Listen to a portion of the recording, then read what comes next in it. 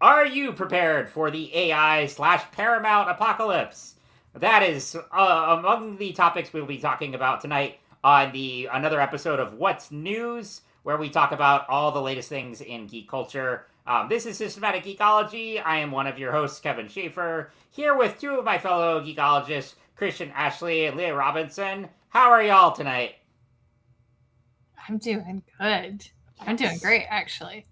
It got warm in North Carolina, so I'm like pinging on all the serotonin right now. Finally, I'm in Tennessee on vacation in the mountains. It's warm here too.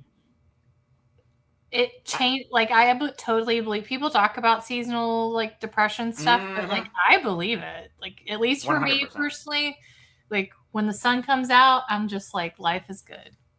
It really, I mean, like I can handle hibernation for a while, but after a certain point, I'm so done with I was getting so done with winter and ice and everything. So I totally agree. So, well, great to have you both tonight. I'm excited to talk about a lot of geek stuff tonight. And before we get started, if you are new to the show or you're a long time, hey, please rate, review. Subscribe. I know every podcast says it, but really does help us out. So, you can tell your friends about the show. Give us your support, whether you're here on YouTube or listening to this later on. And you can click on the show notes for finding out ways to support us. And I also want to give a shout out to one of our supporters, Jeannie Mattingly. I think that's how you say it. I apologize if I'm mispronouncing. What is it? I think it's Mattingly. I don't know for sure. Okay. Mattingly, but either way, you know who you are. Thank you so much for your support. And if you would like a shout out on Systematic Geekology, again, follow those links for ways to support us. So, really appreciate all our wonderful supporters. Well, before we get into our main topics, Christian, Leo, what are your lightning round picks for what you've been geeking out on lately? Do you want me to go first, Christian, or you go? I guess I'll go ahead real quick. Thunder the Barbarian comics just released not too long ago. A big fan of the old show in the 80s.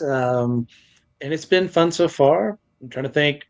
The new crossover event between Spider-Man and Venom has happened with Death Spiral as well in the comics, and it's okay. I love it. Hey, I mean, if Christian, if you can say okay, that's a passing grade for at this point in time. Yeah. I tried to imagine your face when I talked about my main topic, and I was just like, I can't wait. This one, I'm excited for that too. Yeah. My lightning round would be I'm going to be talking about this later on the Geeks, so I'm not going to go too much into it, but I'm a huge Scream fan, so I went opening night to see. I'm the horror gal on the Geekology stage, so I love it. This was a terrible movie, and I'll be happy to talk about that later, but I did go see it. I'm very much looking forward to your discussion. I'm also a big horror fan. It's just, oddly enough, Scream isn't the franchise I've delved into. Obviously, I've seen the original, seen some of the sequels, but I have not gone through and done all of them. And now, as with the more recent sequels, I think let's see, this is 7.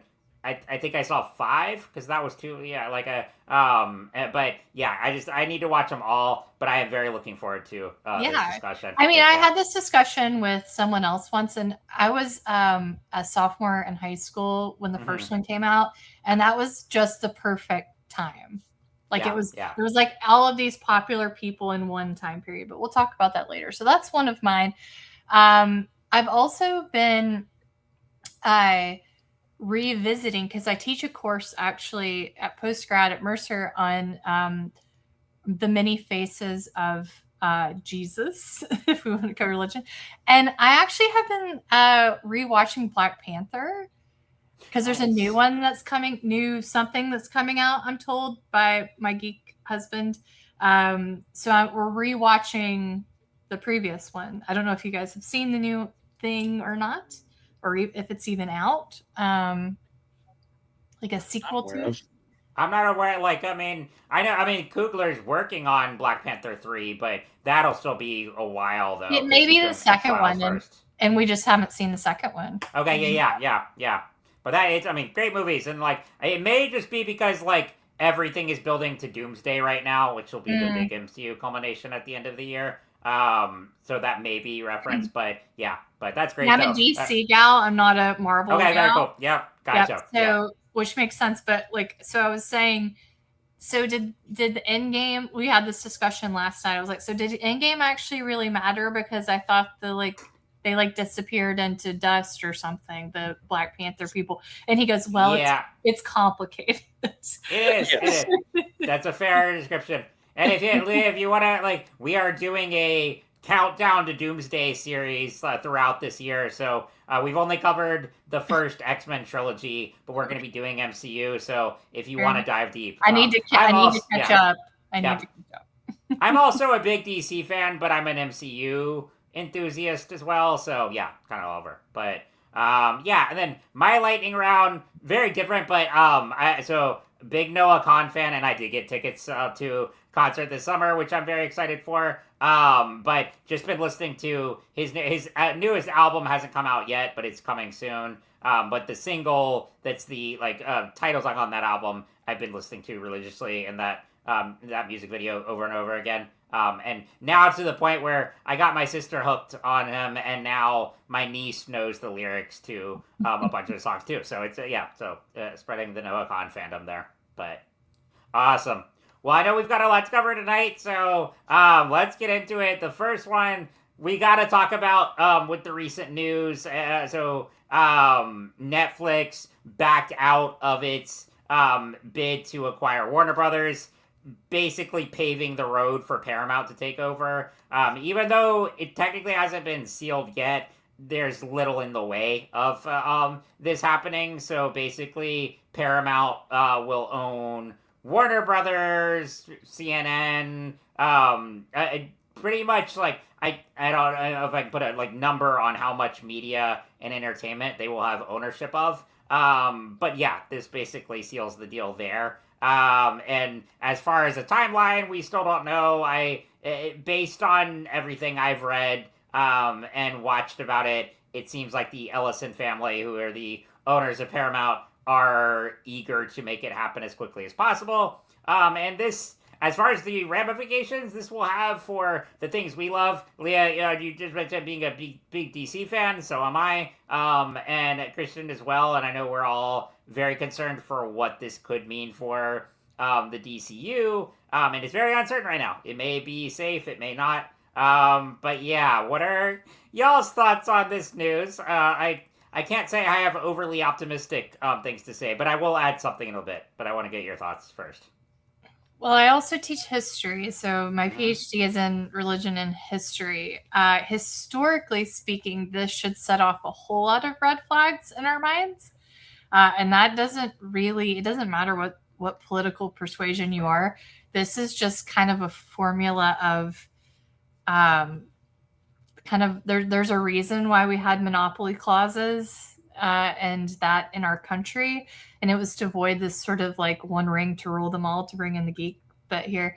And that's what we're starting to see. We never want one voice, in my opinion, as a historian, one voice to speak to all levels of politics, religion, sociology, culture.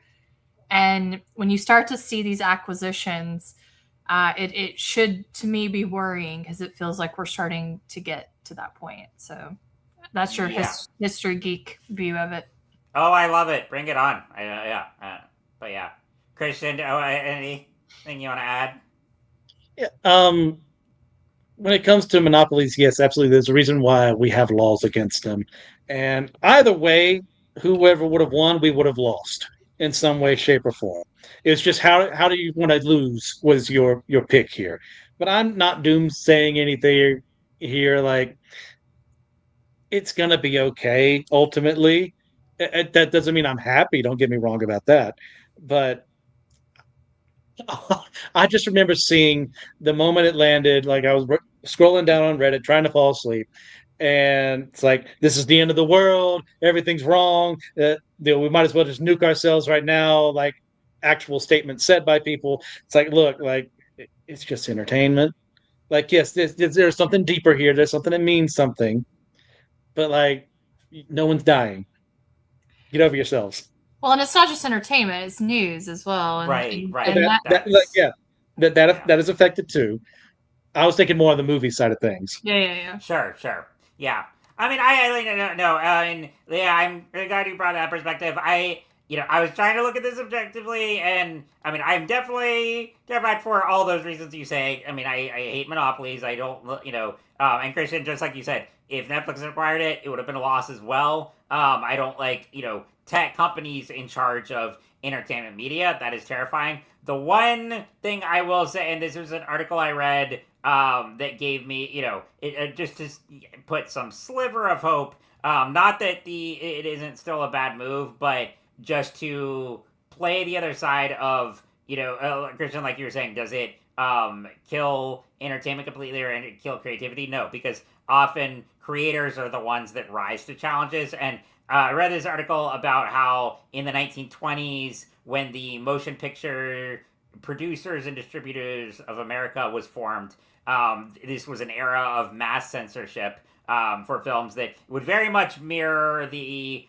comics code years later, which we've done an episode on. And censorship, like mass censorship, I don't think is a good thing for creators. But through all of this, some of the best movies ever were made. I mean, Citizen Kane came out in this era, and so it kind of forced creators to work around these guidelines and kind of push against studio restrictions. They still have to follow these guidelines, but it ended up forcing their creativity. And I do believe in the power of creators and storytellers, and and even Christian, I actually think the reaction there may actually be the negative reaction, maybe in some ways a good thing, because it's people are not happy with something like this, and when you get people fed up enough with larger systems and power, that leads to revolution, and that leads to pushback. And so I don't think that one person can hold a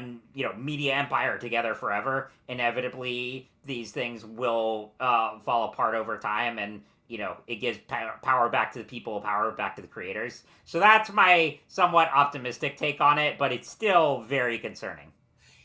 Yeah, and I don't think it has to be we're all going to fall into a pit of fire and the world's exploding. But I also think the fact that people are noticing and sitting up and taking notice is important, because we've had mergers in the past. This isn't, like you said, Kevin, this isn't new. But I do think that people are seeing in our current climate in the United States specifically that these things can have consequences. And so I think clocking that and saying, we're not living in a zero-sum game anymore. Like, things will be affected by this, and we're seeing it, across the states at the moment. I think that's important too, because I think, especially teaching students, I've learned that there's power in calmness, but there's also power in paying attention. And I think that that's important. I think we all lean towards, being chill, and, it's why wine exists, right? For me, I get it. Right. But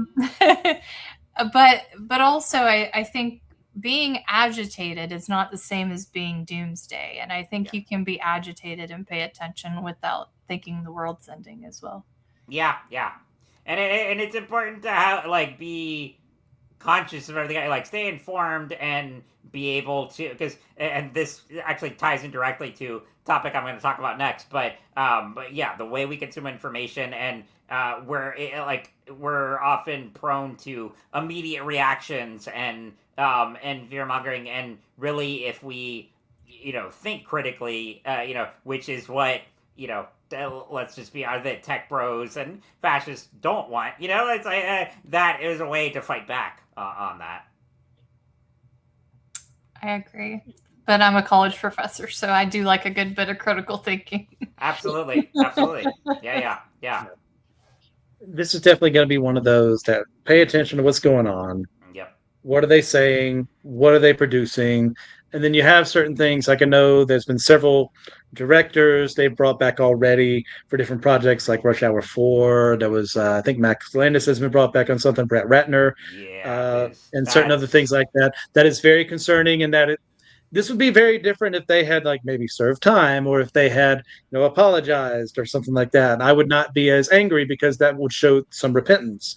I have seen none of that, so that kind of gets me a little concerned. I know other people like uh, friends of the show, a friend of the show, Brandon Knight. He's already like said stuff on his show, Kung Fu Pizza, about how he's not ever going to rush Hour 4 because of who's behind it. Like, I get that. Then, of course, there's also the Saudi influence that people are bringing up, and how they're in charge of, much in the same way that a lot of people were very angry with China and the influence it had on box office and stuff. Neither one of those really makes me happy, but just keep paying attention. And if in your heart of hearts you can say, I can't abide by this, boycott it. Don't go to it. Don't watch it. You But mean then don't get angry. I don't have to go to the Melania movie now? You don't have to. You don't have to. And Congratulations. Yeah. and you know what? If someone else does, they're not Satan. Like, it's okay. Let them be them. Let them make their own decisions.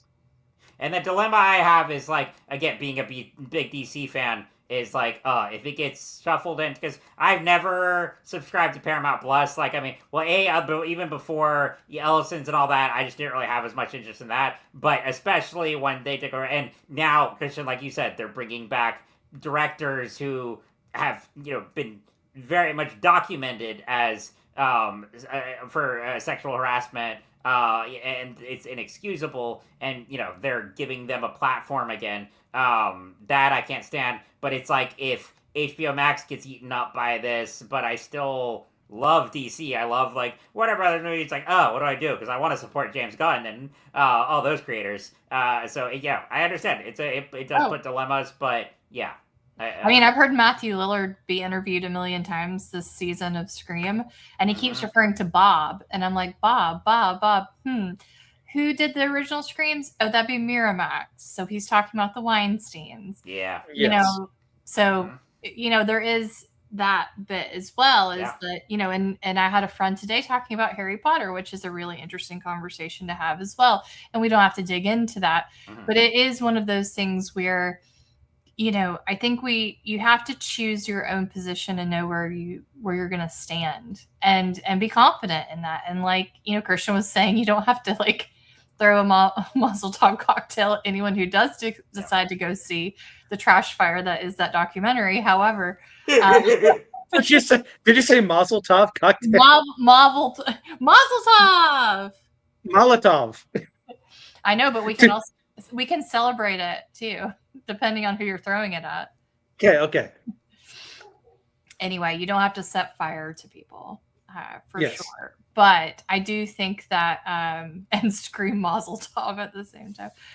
But I do think that, to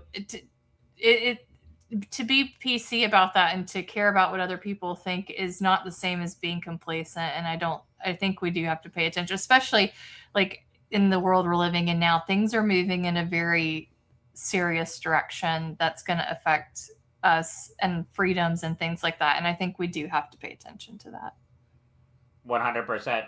And also, I'll end on this note with Leah. I like looking at your bookshelf there. I'm like, I think one of the best things we can do is buy physical media and go to libraries and buy Blu-rays and books, and that to me is an act of resistance itself. And there's something really special about watching a movie on a disc versus one of the million streaming services, and subscribing to an algorithm.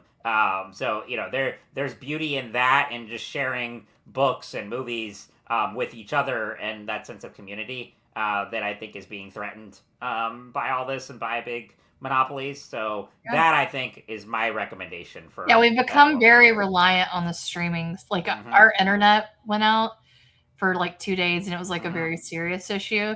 And we just were staring at each other like, what do we watch? I just had bought sets of Scrubs. We just started watching that, which should have been in my lightning round as well, because it came back. That show is very un-PC, I should say, in many ways, but it still brings about joy that I remember from those early days. Yeah. I love that. But yeah. Awesome. Well, this actually is a nice segue into my topic here. So I don't know if either of you have seen the new film, Good Luck, Have Fun, Don't Die, but this ties in directly to this because, so this is like indie sci-fi, also comedy, a little bit of horror from Gore Verbinski, who's actually, it's his first movie in a while. He's the director of the Pirates of the Caribbean trilogy, and then he did The Ring back in the day. And his last movie before this I hadn't seen, but yeah, he had been trying to get this one off the ground for a while. But I described this movie as kind of a dark comedy version of Terminator, because in it Sam Rockwell plays an unnamed man from the future, and at the beginning he shows up in a diner where everyone's looking at their phones, and he announces them that, hey guys, the world's gonna end. We have got to. I need you to pick some of you to go with me on this mission to stop an AI. And he's been like, this is like his 100-something time in this scene. He continually goes back in time trying to find the right group of people to go on this mission with them, and he keeps failing and then trying again. And so he gets this cast of quirky characters, and basically their mission is not to destroy AI, like they know it's already in motion, but he's trying to go back to the point before it became completely unstoppable and would wipe out humanity, to put restrictions on it. And then as this mission plays out, you also get backstories of the individual characters, and some of these scenes will make you so uncomfortable in a very, again, dark comedy way. Particularly, there's a sequence involving like how common mass and school shootings have become, and the way they turn that into very dark satire. I actually saw it with a friend of mine who's one of my pastors and his wife, and the three of us are big movie buffs, and we were all just like, I mean, uncomfortably laughing, but that was kind of the effect it had. But yeah, I really enjoyed this movie. I thought, it was a not perfect, but it was, from a stylistic aesthetic standpoint, it really hinges on different influences from cyberpunk and sci-fi, and has this kind of kinetic pacing. And again, I think those backstory scenes were my favorite parts of it. Those were the cleverest, and I enjoyed getting to know this really quirky cast of eccentric characters. You have Haley Lou Richardson is in it, Michael Pena, a few others who I've seen in some things, but great cast. It's a perfect role for Sam Rockwell. I kind of like it, whenever he shows up in anything. I feel like he's one of those actors who kind of picks his projects selectively, but when he does, it's something that he's really committed to. So yeah, this was, I mean, all of the influences in this are very apparent, from various video games to Terminator, Matrix. But I think it adds an original spin, and it's very relevant, obviously, today, with commentary on AI, satire on, just the way it's, stealing all of our time. And like you said, Leah, the way it's being used to kind of dissolve critical thinking. All of that is on display here. So yeah, I really, and it was one that kind of like lingers with you for a few days after, because it's a lot to get in, and you'll come out of it, you're like, oh, I think I want to just destroy my phone now. But yeah, very relevant today. I really like that this movie got made, because again, it was not backed by a major studio, but it's got a big budget, great cast, and yeah, really enjoyed it. So I don't know if y'all have any questions on any of that, or anything you want to add to just the AI discussion these days. Did you guys ever review the Don't Look Up movie? The one I've seen it. I remember that one. That was before it came out. Well, before I was. I really like that one. Yeah, it's a good one. It's a good one. It's not like it's not too. It's just so fantastical, because there's this meteor coming, and like no one looks up because someone told, like, their leader said just don't look up, and like the meteor's coming, and they're just. I mean, it's a pretty simple premise, but it kind of reminds me of that, which is like this guy trying to be like, listen to me. like who's in control of our minds, I guess. Yes. You know, that's a really good comparison, actually, because I remember when that movie came out. I mean, that was a while before I joined this show, but that would be a really good one to talk about. Mm-hmm. Yeah. Yeah, it's just like, who do we, we talk about misinformation and fake news and all of that, which is fine. But who, if you know that that's happening, who is controlling how you consume the news? Right. I mean, I think that's interesting. Yeah. So, this certainly sounds like a fascinating film, just from the synopsis you gave. I was looking up a little bit before we recorded, just to get a little bit of synopsis. And yeah, I'm sold on the concept. Yeah. Having someone come back multiple times over, whether it be to the same place or multiple places. I don't know if it says in the film, whether he tried other people first.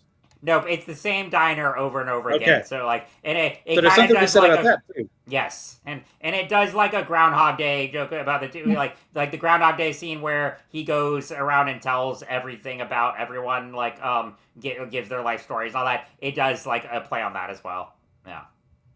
Yeah, well, there's something to be said too. There's this goal you're trying to stop and defend people against, but you keep going back to the same place over and over again, expecting different results.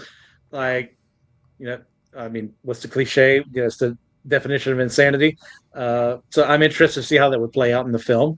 Because if I think I remember there being like a positive ending from what I saw the people say. I don't know what you'd have to say on the subject, but I mean, that's something that could eventually lead to. What was I going to say? Sorry, I'm getting old. Yeah. Point being, it's I like the description. I like what you're saying here. I think it does have something to say about AI, about our, of course, this opening scene you mentioned have been all on their phones. I mean, I'm married to mine most of the day because, I'm bored. My mind works a little faster than most. So not everything entertains me as well unless I have something in front of me. Humble That's why brag. I often have. Humble brag? Yeah. Very, very humble. That's me. Okay. I'm the most humblest person here on the show. That's why when I'm like working, when I'm writing, like I'll have music playing in the background or something, or when I'm playing a game, I'll have a YouTube video on, or I'll be a podcast because I need that extra space to be filled. So that's certainly an indictment against people like me, which I find very fascinating.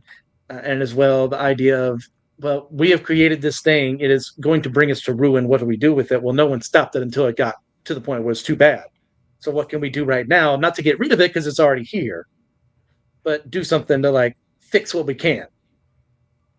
Oh, Christian, and I was like, a few weeks ago, I was like, because I usually watch YouTube or a show or whatever while I'm eating lunch, and it was like one day my internet was slow and I couldn't get it on it, and I was like, what do I do with silence now? Like, and I'm just like, I had this conversation at church recently. I'm like, it's actually really beautiful when we allow ourselves to do that, but we are so prone to a million distractions and a million like having to constantly feed our minds. Read a book. You can read a book. Right. Yeah. I read a book and listen to music. Like the only time I don't is when I'm having like my quiet time. That's like nothing else is on. Yeah.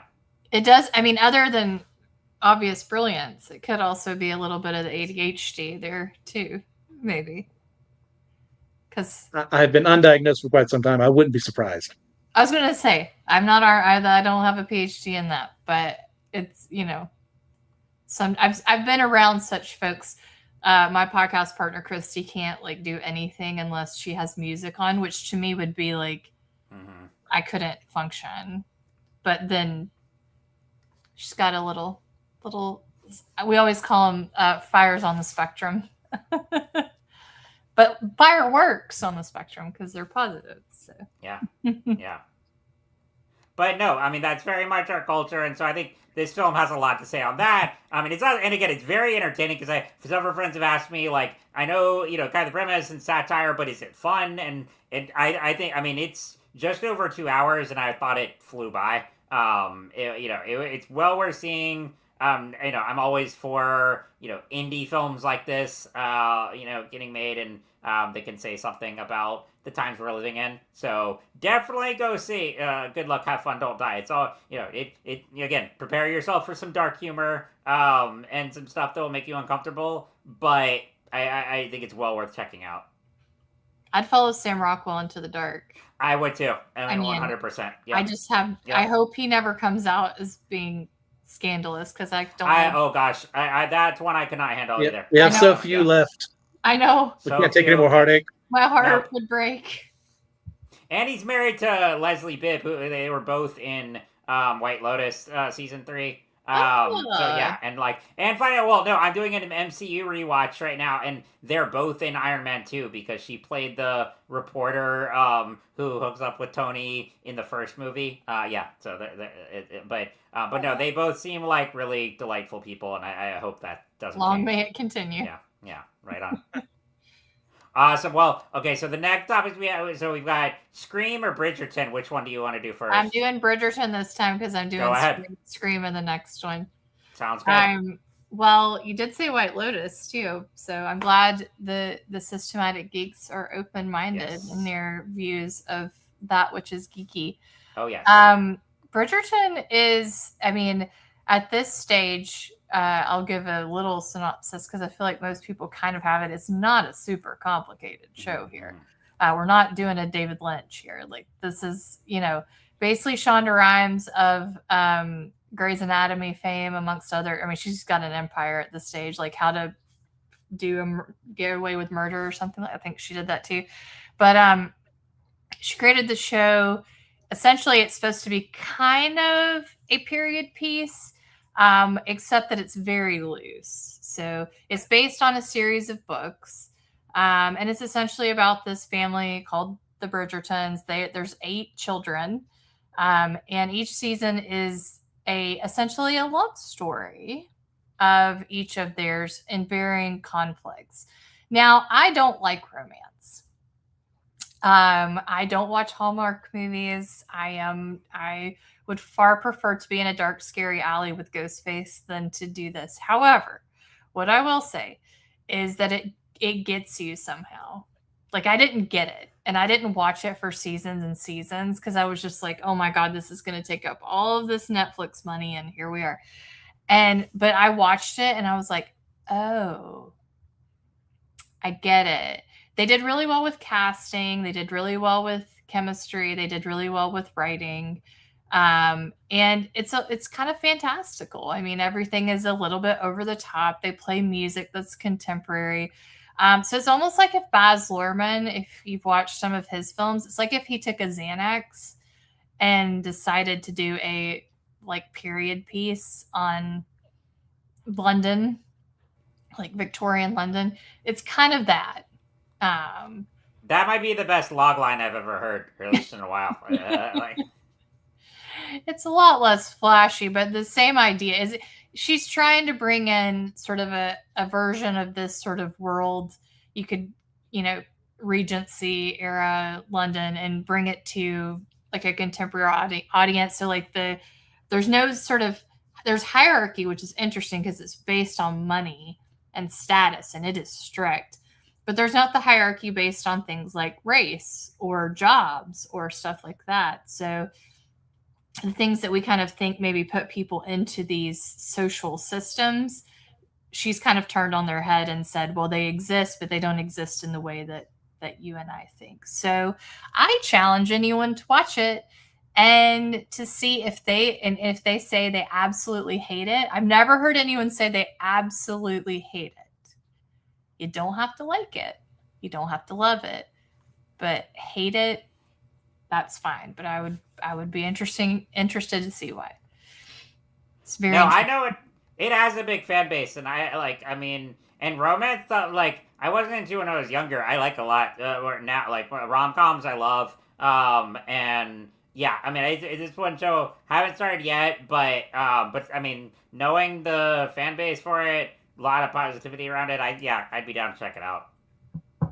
I mean, you're not going to hurt any. Look, you know what I will say too is we all talk about escapism and how important it is, and sometimes my version of escapism isn't always scary stuff or even sci-fi, which is getting very sort of like mirroring our own world in a lot of ways. If I can watch a show about a bunch of pretty people who are having semi-intelligent conversations, even if they're making stupid choices, but they're off in some distant land, maybe we just need a little bit of that. Just a little bit of actual fantastical that is otherworldly fantastical. I agree. I'll be the dissenting opinion here. I couldn't care less about something like this if I tried. Mm-hmm. I'm shocked. Royalty, nobility, not my thing. Like I tried watching Downton Abbey because friends of mine were. I got through the first season and said, I'm done. Nothing like this. Um, the Doctor Who episode that went through like the Bridgerton kind of episode was one of the most boring things I've ever experienced in my life. I wanted nothing to do with it. This means absolutely nothing to me. That does not mean it doesn't have merit. That doesn't mean it's bad just simply because I don't care for stuff like that. But like, I'm not going anywhere near it.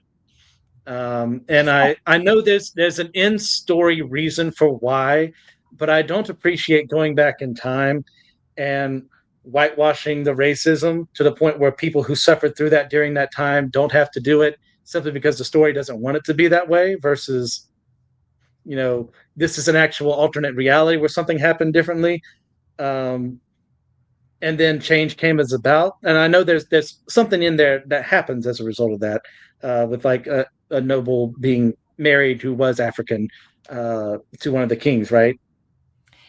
Yeah, they do acknowledge the race stuff in the show. Yeah, it's not. I mean, there are consequences for people being, even if you're nobility, but you are from a different ethnicity. There are certainly consequences for that. This is simply one of those things that I recognize it ain't for me. That doesn't mean it's not good. Yeah, I mean, because you've got Josh with the bad opinions, Christian with the good opinions, but I'm going to say Leah just has the opinions. Is that okay? Oh, that's good. That's good. It's not, I didn't think it was for me. I've never seen a Hallmark movie once in my whole life. Like I never watched Downton Abbey. I never saw any of that. I never watched any of the Royal shows. I lived in the UK for 11 years and could not give a crap about the Royals. But I do like attractive people doing attractive things. And the Royals thing, I haven't had to care since 1776. So no one in the MCU is attractive at all, though, right? Oh no, not there are the attractive stuff. That's its own thing. Oh, the MCU, yeah, there's no attractive people there. But isn't there someone named Scarlet or something that's in one of those little shows? I think so. Yeah. Yeah, I know it was. The reason I brought it up was one, I knew it would like it. I knew that Christian would be really obsessed with it, but also, it kind of surprised me. Like I was sort of surprised. And then Stuart, my husband, Kevin, is very big into this world. He loves Star Wars. He's into the nerd stuff. But he walked by the other night and he goes, "Now, what are they?" And then he sat, it's sort of the slow sit down. The slow sit, yep. Yep. And then he was like, "Wait, so who is this again?" And I was like, You're getting sucked in. Yep. Mm-hmm. There you go. Yeah. It's a trap. It's a trap. Yeah, so Bridgerton is a trap, is what I'll say. That's a great way to summarize it. If only we had an Admiral Akbar image to pop up right there, but no. But we need to add that soundbite. Yeah, that would be perfect. But awesome. Well, excellent, Joy. So I guess the last topic then is I want to hear your thoughts, both of your thoughts on Scream 7, and whatever you guys want to do, feel free to. I've actually already read the spoilers because I was curious. Because I did. All I've heard is that. I did hear one dissenting opinion. Friend of ours, Matt Connor, said he loved it. Everything, every other review I saw was terrible, and I wanted to know, so I read all the spoilers. So I don't really care, but whatever you want to do for viewers and listeners. But that's for the next. That's our next recording, so I'll have to hold on to that one. For the unresolved stuff, you have something from there? Mm-hmm. Okay. Oh, and because of actors? You'll just have to wait and see, Christian. Okay. Yeah, I will say that I'm the dissenting opinion once again. I went in this expecting it to be bad because I heard so many people saying it was. Then I walked out and said, "What movie did these jokers watch?" I enjoyed it. It's not the best. Really? Yeah, it's not perfect. I mean, no Scream film is, but I enjoyed, the mother-daughter relationship. There's definitely some questions on, once again, the killers. There's that Scream 5 problem where one of the killers is like way shorter, but the ghost faces are the same size. So it's one of those, it shouldn't have been a red herring. There's also a big deal about someone who shouldn't have survived multiple stabbings, but that's also, it's a horror in general, how it kind of has that problem. So didn't walk away from the film without gripes, but I did enjoy it a lot more than I expected to. Yeah, as a horror film, it's fine. It's as a standard horror film.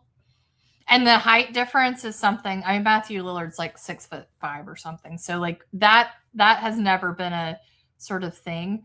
But it's as a standalone horror film, it's fine. I think I told you both this. I approach Scream the way that people approach Star Wars oftentimes, which is that I have been obsessed with this series since 1996. Like I have immersed myself in this world, and it is the worst of the series. If you're taking the Leah with the opinions, but also I would say I think a lot of people would also agree it's the worst in the series. It came to the point where they revealed the ghost face killers, which is often or whatever is oftentimes interesting to people and becomes this thing. And I had to turn to the person I was with and say, who is that again? The guy. And I was like, and they were like, oh, that person showed up for a scene like 30 minutes ago for a second. And I was like, oh, okay. I think one of the things that Scream does well is that it makes it so that, there is some connection to whoever is going on this killing rampage. And it's varying degrees of tangents of connection, but there's some connection. And with this one, it felt, but also there was rewrites and there was a whole issue related to that. Kevin Williamson came back to do this one, which we were all pretty excited about. But then there was a lot of stuff that happened with the 5/6 previous actress in that got fired for criticizing the Israeli-Palestinian situation. Jenna Ortega left as well after that. And so there was a lot of the story that was supposed to be VII didn't actually pan out. The meta stuff about horror films, which is always the fun part, they could have really, really gone on the deep fake thing because we were all faked out whenever we heard the fans that are like hardcore fans, when we heard Matthew Lillard's voice at the end of this trailer saying this is going to be fun, we all were deep faked. Like you could have really, they just didn't have it. I always say the Randy voice. There's 3 rules. Don't say you'll be right back. You're not going to be right back. They lost that sort of fun meta bit, I would add. It sounds a lot in many ways to like Rise of Skywalker in terms of like, I mean, granted that was, Carrie Fisher's death. Okay, but but it just in terms of the like, because I'm aware of the controversy and when was it Melissa Barrera was fired and then Jenna Ortega left. Like why I bring that up as a comparison is like Carrie Fisher's death changed the trajectory of episode 9, and this was a thing too, where it's like this wasn't the movie they originally were going to make, and I don't know if if it's as bad as Rise of Skywalker, but it just seems like there's comparisons there. Well, there's bad, and then it's sort of what Christian said. There's bad, just this is a scale of bad to good or whatever. But then there's also how fandoms view it, and I think those are 2 different ways to kind of look at stuff. Because my husband brought up the Skywalker film, and I was like, "Did I see that one?" He was like, "Yeah," and I was like, it was fine. It's a film, Yeah. In regards to that whole thing, I don't think what she said was a fireable offense, but it was one of the most tone-deaf things I've ever read in my life. I'm not saying that as someone who says that Israel can do no wrong. Like, no, you can criticize, but to call it what she did, that it has no basis in fact. It's very Hollywood. I have an opinion, so I'm going to bring it up. And that in and of itself does not mean you have to lose a role. I just think it means you're a terrible person who didn't, critically think about something. But you know what? It's fine. Like she can have her opinions. It's like what was her name in The Mandalorian? She said those stupid things comparing Republicans to Jews in Nazi Germany. It's like, okay, you can have that thought, just don't say it out loud, and you'll keep your job. Yeah, I mean, hello. What is it? Rowling? Just Harry Potter. Just don't get on the internet. Like, have those on your inside voice. Like, but also I mean, in terms of firing and stuff, I mean, there was also the issue Nev Campbell wasn't getting paid like what she thought she should get paid. So then she skipped out on one.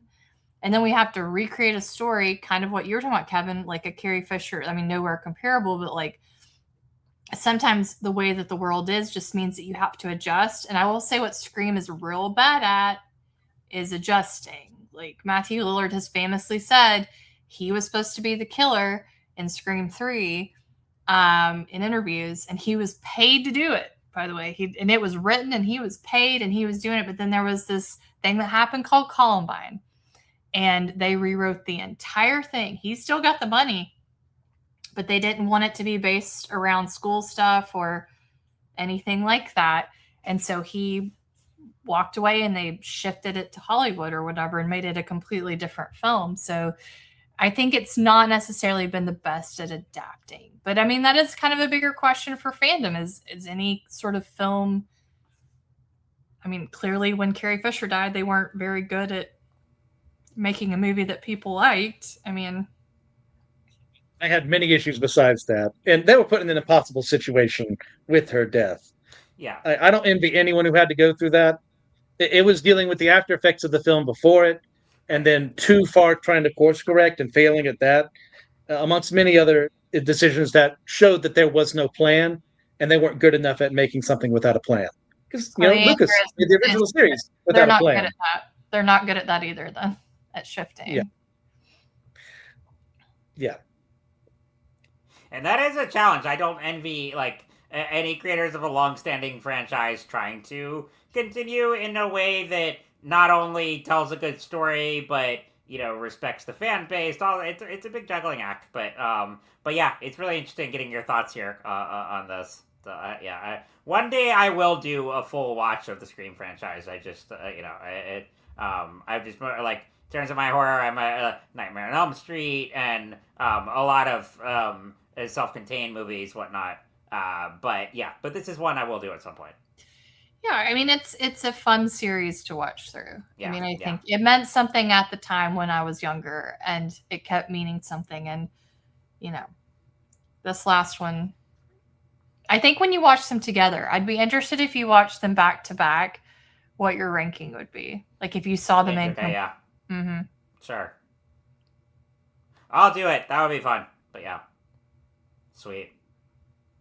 Well, this has been fun. That was our main topics here. I also know the Lanterns trailer did drop. We'll talk about that future episode. But this is the teaser. But I'm looking forward to that. Always good for DC. But wrapping up here, y'all. Do you have any recommendations either from anything we talked about tonight or something completely different?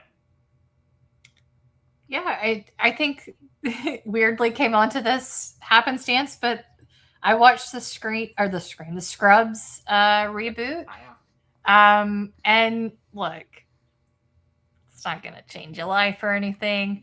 But if we're talking about films that come back that are not going to change your life, but that will get you through 45 minutes, then, or TV shows rather, I would say that's a good one. If you want a bit of a nostalgia, if you watch those when you're younger, it's a good one.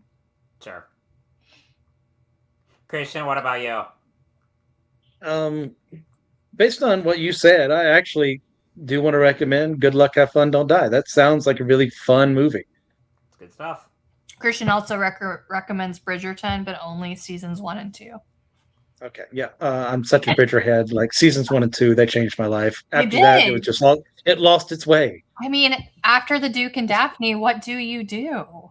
Oh yeah, both of them together or whatever. Whenever that happened, I lost it.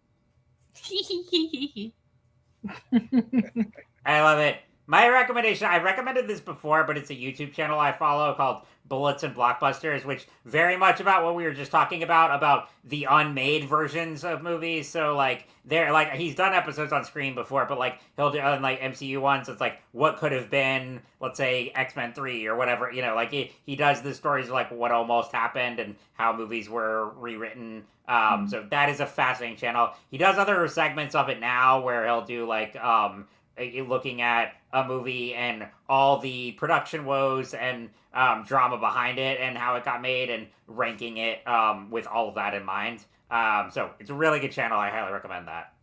But yeah, awesome. Well, appreciate that. This has been fantastic. Always a pleasure geeking out, and I know y'all have an episode to get to, which I will definitely listen to. But for our viewers, listeners out there, thank you so much for supporting the show. Tell your friends about it. Please rate, review, like, subscribe. And remember, we are all a chosen people, a geekdom of priests. Take care, y'all.